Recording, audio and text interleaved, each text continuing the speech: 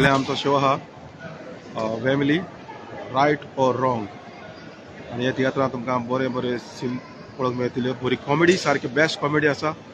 बरो तुमचो टायमपास जातलो आनी ह्या तियात्रां बरे बरे कांत त्या भायर बरी कांतरां वरायटी कांतरां आनीक 4 ल्हान भुरगीं एक्टींग करतात आनी कांतरां म्हणटात येयात पळोवंक त्या भुरग्याची टॅलंट. तशी ह्या तियात्राची स्टोरी तुमकां एक युनीक तुमकां स्टोरी पळोवंक मेळटली.